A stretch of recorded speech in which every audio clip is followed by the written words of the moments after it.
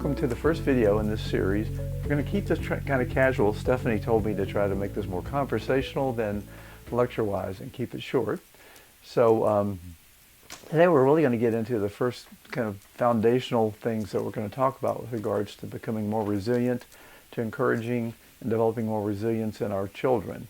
Again, my experience comes from decades of working with children and youth and their families with chronic medical issues, chronic illness, coping with some specific stressors of dealing with a medical condition that may or may not resolve, but that we're trying to maximize the independence and the self-confidence and the resilience of youth with chronic medical issues to try to make that transition to adulthood as stress-free as we can and to prepare them as best as possible for those skills that they're going to need in their adult life and to maximize their functioning.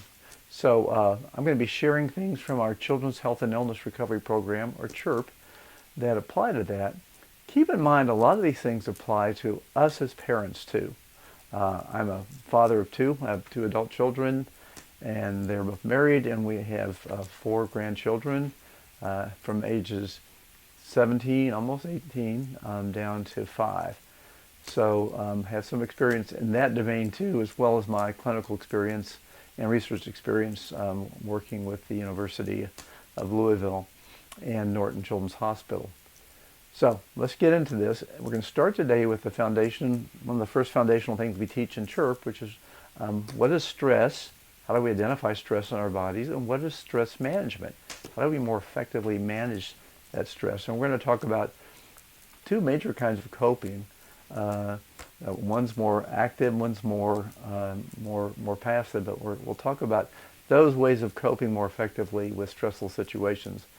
We all have stress in our lives, and I think our adolescents and middle schoolers particularly have a lot of stress in their lives these days, as we found from a lot of the research and work going on in children's mental health.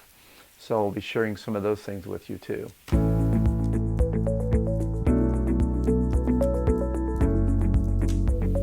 Okay, I'll be sharing with you a couple of pages from our Children's Health and Illness Recovery Program workbook, or CHIRP for short, and to give you some ideas of kind of some things we're talking about today, so I'll put them up on the screen as we go along.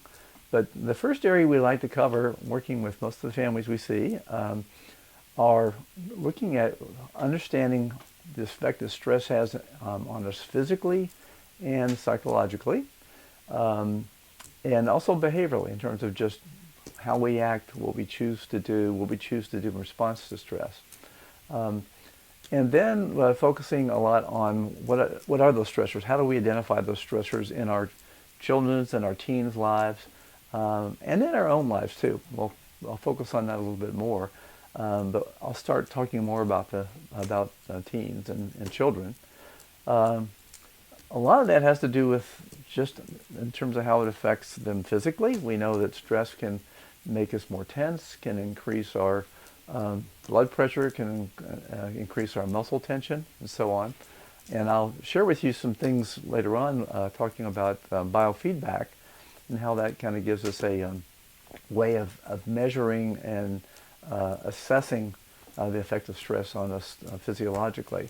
But we do know it can increase our respiration rate, we can develop other secondary problems such as sleep difficulties, and the difficulties with concentrating, difficulties with mood, with anger, depression, sadness, irritability. So we look for a lot of those kinds of things in terms of their effects on us, both physiologically and emotionally and behaviorally. So I'll show a little illustration here just in terms of just how we think about the different areas of our body and how they may cause us tension, stress, pain physically, fatigue, and so forth. And I think it's important for each of us to identify how stress affects us. Mine's my neck, okay? If I get stressed out and overworked and I'm not paying attention to managing that stress, it's my neck that starts to hurt and down to my shoulders. So I know that's my cue to make sure I stop and manage that stress more effectively, or eliminate some of that stress too.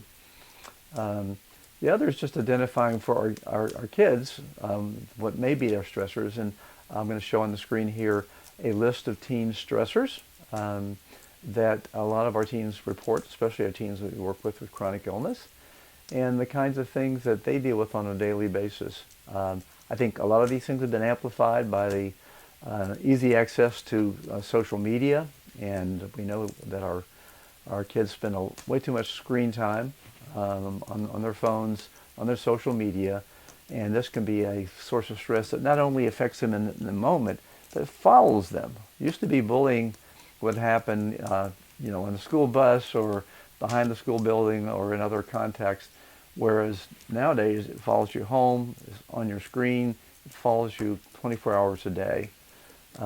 So it's important to assess what those stressors might be for any given child or adolescent situation. And then we really need to then identify what those triggers are for the stress response we have. And a lot of what we'll be talking about in other videos are ways to manage those. Again, more active problem-solving strategies we'll talk about, and then the other things we'll be talking about more kind of, I call them passive coping, but they're more kind of managing the impact of the stress. And so those are two major categories that we'll talk about, and I'll share more information about as we go along. So I would suggest to you that there's the last illustration I'll show here is a way to kind of record stressors on a regular basis. Let's say go for a week or two and write these down on a form like the one I'm showing you. And then use that as a way to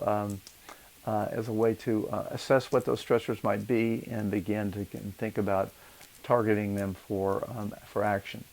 So this is trying to keep these short. So this is the first one right now. I'm talking about stress and stress management, and more to come. And I hope you'll do some of these things during the week that when we come back with another video next, we add on to these things. By the way, the CHIRP program really is an add-on program. It's kind of like you want to do each step of it in order to get that maximum benefit out of it, to make these things more automatic in your life. There's a lot of self-help programs out there. I think the important thing, though, is finding a way to motivate yourself to stick to it and to integrate into your life to where it becomes more automatic. So see you in the next video.